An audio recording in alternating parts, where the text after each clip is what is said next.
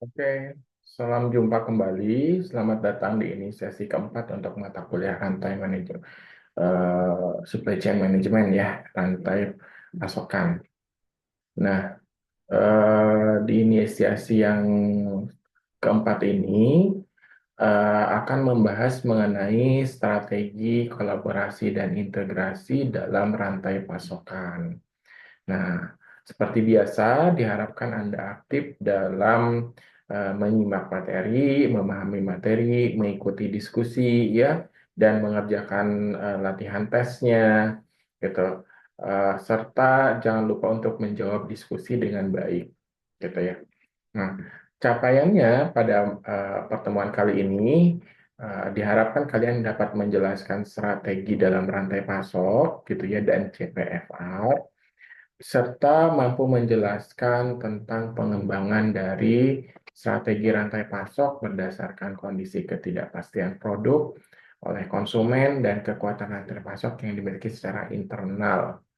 Ada konsep kolaborasi juga, konsep CPFR atau collaboration, planning, forecasting, dan replenishment, terus faktor integrasi dalam rantai pasok, dan lain-lain. Tetap semangat ya dan dalam menjawab diskusi serta mengerjakan latihan soalnya. Saya akan masuk ke pengantar untuk materi hari ini ya. Saya akan share gitu ya. Nanti kalian juga bisa apa namanya download materinya. Oke, ini materinya. Pertemuan keempat menggunakan modul kelima terkait strategi, kolaborasi, dan integrasi dalam rantai pasok. Nah, bagaimana hubungannya strategi kompetitif dan strategi rantai pasok? Anda coba lihat nih, ya. Ini Anda lihat nih, jadi kita apa namanya di perusahaan, gitu ya, ada bagian keuangan, akuntansi, teknologi informasi, dan sumber daya manusia. Nah, inilah semua yang mengelola rantai eh, pekerjaan sampai ke pelayanan dari mulai pengembangan produk baru, pemasaran dan penjualan, operasi, distribusi, dan pelayanan. Sehingga ini harus strategis, gitu ya, harus apa namanya saling terkait ini pasti gitu untuk melakukan strategi rantai pasok ini. Nah, dalam rantai pasok berarti yang disampaikan atau yang apa dialihkan gitu ya, di situ ada rantai nilai atau value chain gitu ya. Kadang, nah manajemen rantai pasok ini juga seringkali disebutkan sebagai mata kuliah supply chain management gitu ya. Nah, dari mulai rantai nilai apa saja yang misalkan yang permulaannya dari mulai pengembangan produk baru sampai menciptakan produk yang spesifik. Di mana gitu ya, apa saja sih gitu ya, dari mulai ke pemasaran, operasional, distribusi sampai ke pelayanan pelanggannya gitu ya. Distribusi pekerjaannya apa? Ini menyampaikan produk nih kepada konsumen. Kalau kenapa sampai pelayanan pelanggan? Ini adalah respon permintaan konsumen selama dan setelah melakukan penjualan biasanya di sini. Nah, strategi rantai pasok menurut Chopra ada 3 langkah nih untuk mencapai strategic fit, yaitu satu, pahami pelanggan dan ketidakpastian dari rantai pasok itu sendiri. Yang kedua, pahami kemampuan rantai pasoknya dan yang ketiga, pencapaian strategi yang tepat. Kita bahas satu-satu. Nah, untuk yang pertama, memahami pelanggan secara umum kan segmennya bervariasi nih, ada berdasarkan jumlah penduduk gitu ya, ada yang waktu respon yang bisa ditolerir oleh pelanggan gitu. Hal-halnya ini yang memang harus dilihat dari sisi pelanggan, variasi produk yang dibutuhkan pelanggan, tingkat pelayanannya, harga produknya, sampai kecepatan inovasi produk suatu produknya gitu ya untuk melayani pelanggan. Nah, di sini pengaruh kebutuhannya pelanggannya terhadap demand uncertainty, kebutuhan pelanggan nih, misalkan kisaran kuantitas yang dibutuhkan meningkat nih kebutuhannya. Ini implied demand uncertainty-nya untuk satu meningkat. meningkat karena dengan luasnya kisaran kuantitas secara tidak langsung meningkatkan variasi dari permintaan itu sendiri. Terus kalau misalkan lead time-nya turun, lead time itu adalah misalkan eh, apa namanya tuh kebutuhannya mendesak gitu ya, oh, cepat nih, ini meningkat berarti implied demand uncertainty-nya karena sedikit waktu tersedia untuk memenuhi pesanan gitu. Ini nanti kalian baca ya. Korelasi dari implied demand uncertainty dan atribut lain. Nih, kalau low implied uncertainty-nya gitu ya.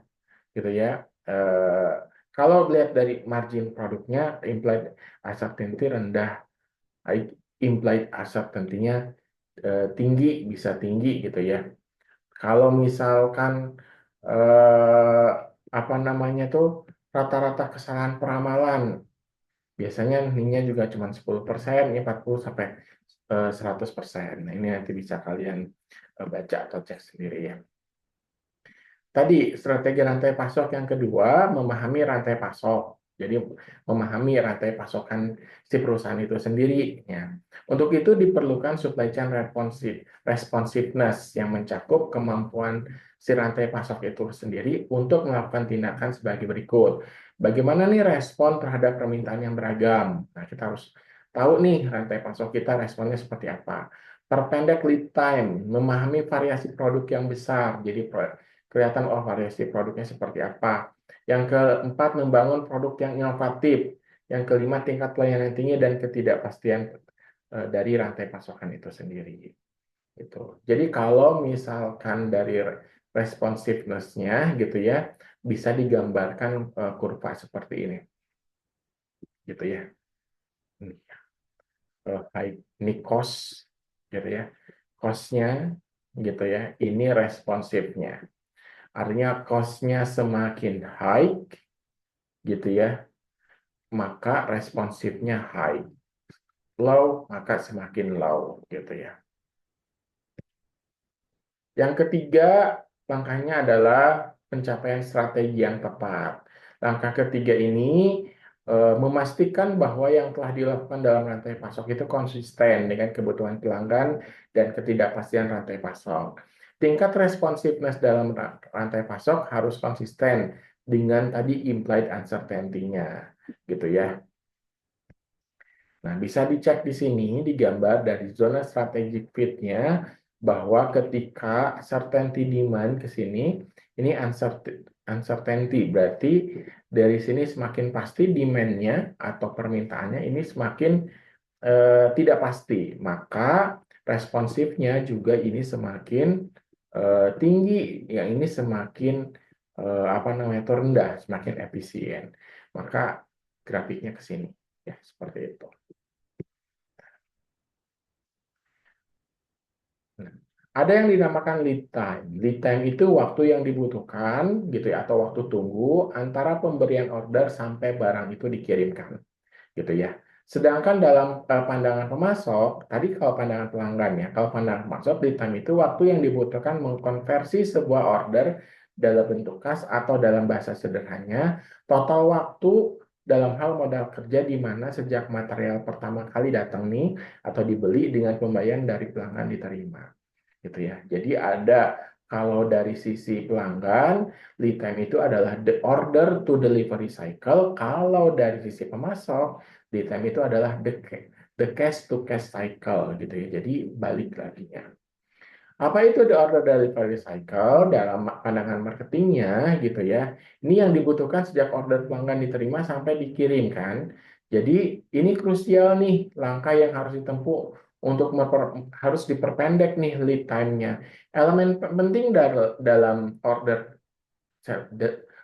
cycle time ini adalah pertama customer order place ya. Jadi customer-nya di mana dia, yang kedua order entry-nya, bagaimana masukkan pelanggannya atau apa namanya itu ya tadi ordernya. Terus processing ordernya, assembly-nya gitu ya. Jadi mengumpulkan transportnya itu menyampaikan order dan sampai order receive, order itu diterima.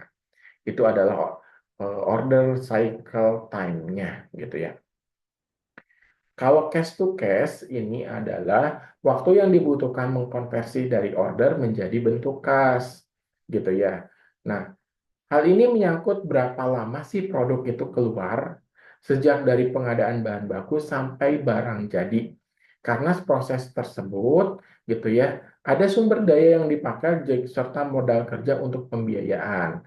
Nah, waktu yang dibutuhkan berdasarkan cash to cash cycle ini adalah days of inventory atau seberapa banyak modal kerja dalam bentuk persediaan untuk penjualan dalam bentuk harian. Nah, itu cash to cash-nya. Gitu ya. Strategi lead time-nya, nah jadi kan di sini ada lead time, logistik lead time-nya dari mulai procurement, pengadaan, proses barangnya sampai ke delivery. Nah, di sini ada lead time gitu ya, ada gap-nya ketika customer OCT tadi, customer order cycle-nya. Jadi pemanfaatan apa namanya penyampaian order ke customer-nya gitu ya. Nah, bagaimana strategi lead time-nya? Yang pertama menurunkan logistik lead time, yaitu dengan optimize produk teknologi atau seluruh aktivitas rantai logistik ini dikategorikan sebagai bottleneck nih. Ada bottleneck, ada non bottleneck. Nah, kalau bottleneck ini aktivitas paling lambat, gitu ya. Bisa terjadi pada mesin atau aliran informasi seperti order processing-nya. Kalau pada rantai non-bottleneck ini dilakukan perbaikan, sedangkan untuk non-bottleneck dilakukan perbaikan karena tidak akan berpengaruh kepada keseluruhan aktivitas ya. Jadi kalau ada bottleneck ini harus diperbaiki, tapi kalau non-bottleneck nggak perlu, gitu ya, seperti itu.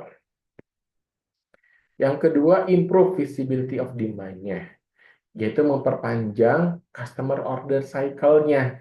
Bukan berarti harus menunggu lebih lama, tetapi harus mencari informasi untuk lebih awal nih setiap perubahan dari permintaan pelanggan. Jadi bukan diperpanjang atau diperlama gitu ya, tapi memang kita harus tahu lebih awal nih early warning setiap perubahan permintaannya, gitu ya. Jadi kita harus tahu ini ada time sensitif dan price sensitif proses. Jadi kita harus tahu nih gitu ya eh, apa namanya tuh bagaimana waktunya, bagaimana harganya. Kuncinya di sini adalah dengan cara menurunkan waktu tunggu terhadap non value adding time, terutama proses yang mempunyai tingkat persediaan tinggi, gitu ya. Integrasi dalam rantai pasok. Pertama yang harus dilakukan adalah mengidentifikasi partner dagangnya. Kita harus tahu gitu ya. Yang kedua, strategi dan tujuan dari proses utama rantai pasoknya kita harus tahu nih. Selain mengidentifikasi partner dagang tadi, diimbangi pula dengan strateginya. Kita harus tahu secara jelas gitu ya. Nah, bagaimana mengembangkan tingkatan kerja internal untuk mengoperasikan proses utama? Nanti kalian baca ya eh, apa namanya tuh di materinya gitu ya. Nanti jangan lupa dibuka materinya, termasuk bagaimana menilai dan memperbaiki proses integrasi eksternal dan kinerja rantai pasok gitu ya, dan lain-lainnya. Ini nanti bisa kalian baca. Nah, yang selanjutnya adalah yang mengenai CPFR. Apa itu tadi CPFR? Gitu ya. Nah, di sini gitu ya. Tentang collaboration, planning, forecasting, dan replenishment. Nah, ini adalah peramalan biasanya untuk menjadi perangkat berbasis web. Ini tujuannya bertukar informasi secara internal di dalam web, gitu ya. Nah, ada 3 elemen penting dalam CPFR. Pertama, collaborative demand planning. Yang kedua, joint capacity planning. Yang ketiga adalah synchronous order fulfillment. Gitu ya. Ini yang harus berarti diperhatikan gitu ya. Baru nanti eksekusi seperti itu.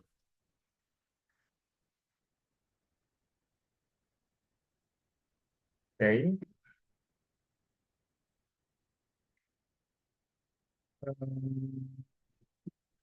Bullwhip effect gitu ya. Nanti kalian juga baca tentang bullwhip effect gitu ya. Nanti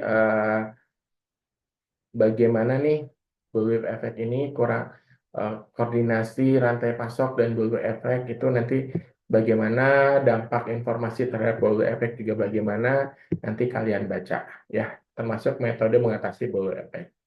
Seperti itu. Nah, sekian untuk pertemuan sesi kali ini. Jangan lupa untuk mengerjakan diskusinya dan pada saat menjawab diskusi pastikan Anda menggunakan referensi. Referensinya dari mana? Dari buku dan juga jurnal. Ya, seperti itu. Terima kasih. Sampai jumpa di sesi selanjutnya.